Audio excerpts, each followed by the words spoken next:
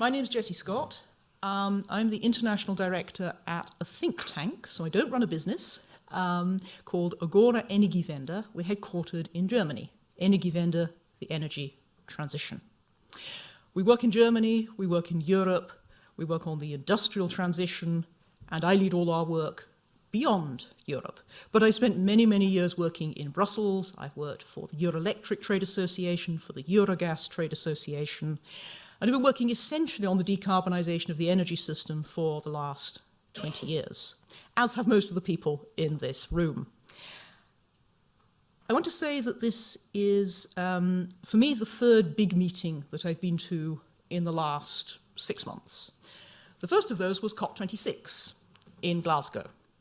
And of course, it was a strange experience to be amongst people again, crowds and crowds of people. It was also a strange experience in a different way. On the one hand, you had politicians making pledges. Basically now, 90% of the countries in the world, 90% of the world's economy, in theory, is covered by pledges for the year 2030, 7 years from now, and also long-term pledges for mid-century for net zero emissions. And that's astounding, because that's never been the case before. Suddenly we have a situation where pretty much everybody is pledged to deliver on decarbonisation and, of course, all the other greenhouse gases wrapped into that. On the other hand, I spent part of the summit there hanging out with climate scientists. And the politicians were in a fairly good mood. This is moving. The climate scientists were not in a good mood. They were in a very dark mood. Great, we've got some headlines. Now what? You know, these are just pledges. Are they going to be implemented? Are they going to turn into change? Are we going to see the emissions curve that we read bend? And we, at the moment, simply see the emissions going up and up. Maybe a little bit less than it would have gone up in Europe if there hadn't been measures over the last 15 or 20 years, but essentially rising around the world, and the total global emissions budget is running out. So it was a strange experience. The second big conference I've been to this year was just last week, and it was called the State of the Union. It's hosted by the European Institute in Florence, in Italy, which is the graduate school of the European Union. And it was full of senior politicians and senior policymakers. And there too, they were talking about climate. And there's a lot of discussion, of course, about security, energy security in the context of the war, but also climate. And you had panels on monetary policy, which surprisingly, to me very surprisingly, turned immediately to talking about whether or not, essentially, we should go into debt today and leave debts for our children and our grandchildren, or whether we should leave them a climate system that doesn't function. And the conclusion was very, very clear. You can manage the debt. You cannot manage a climate that has reached a warming point that you cannot live with. Earth system physics don't stop, they don't wait, they don't negotiate. And this has clearly sunk in with the monetary policy people. And to be honest, I was surprised. Okay, why am I introducing these two events? Well, this is the third event that I've been to this year with real people.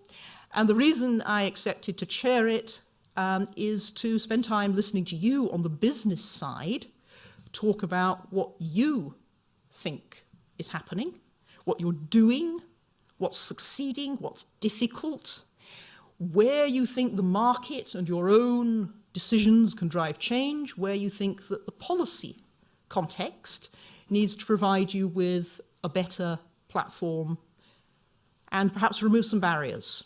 So some help, but also some removal of barriers. So I'm very keen to listen over the next day and a half. Two more quick remarks to introduce. I also teach the energy transition to policy students, and I always start by describing something that comes from a friend, Portuguese friend, Jorge Vasconcelos, who says, when you're describing the energy system today, you're talking about a system that's experiencing 3 revolutions simultaneously. It's in a 3-dimensional revolution. There's been a huge set of market liberalizations, particularly in the UK and Europe over the last 25 years. And that's changed a lot in the sector. Then along comes decarbonisation as a challenge over the last 10 to 20 years. And that brings a lot of changes. And then, of course, we have digitalisation, an exogenous change, which is also impacting the energy sector. And you have these three pressures that have some synergies, they have some tensions, that are causing a lot of changes.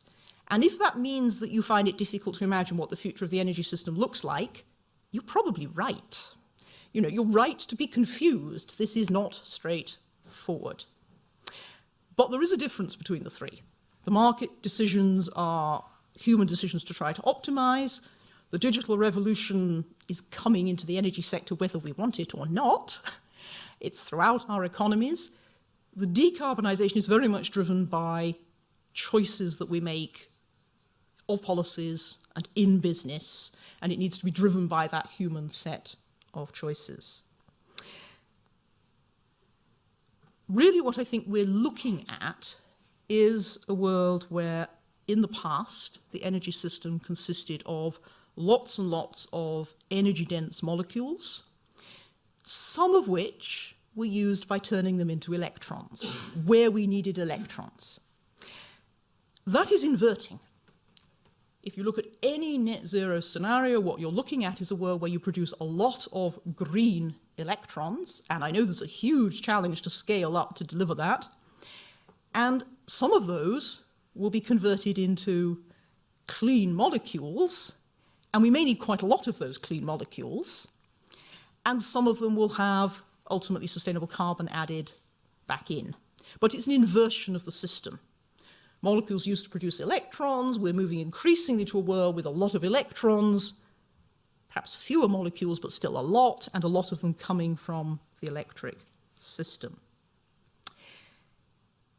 The last thing to say is at lunchtime today, the European Commission will publish the Repower EU proposals. These are its proposal to look at energy security opportunities to align energy security demands today with the decarbonisation agenda in response, of course, to the Russian invasion of the Ukraine and all of the effects we've seen from that. They announced these sorts of things at lunchtime. Some of us have seen some early leaks. We'll try and take a look overnight. Now, obviously, they don't have a direct effect here in the UK, but most of the companies in the room operate European scale and globally. And it will be interesting to see what some of those proposals may or may not say that is helpful to addressing the issues that we're going to be hearing about today in the room. Okay, so I started off by saying COP26, lots of policies and pledges. But the topic here today is to think about how those turn into plans, roadmaps, and how the roadmaps actually get implemented into value chains. And that's what I'm hoping our panelists and our speakers will talk about. Because really what we want to hear about is the experience from the different business sectors, and also where, as was said by Robin, has been said in the materials for this event, where there are opportunities for new value chains among some of the companies in the room as we look at that greening of both the commodities and the business models.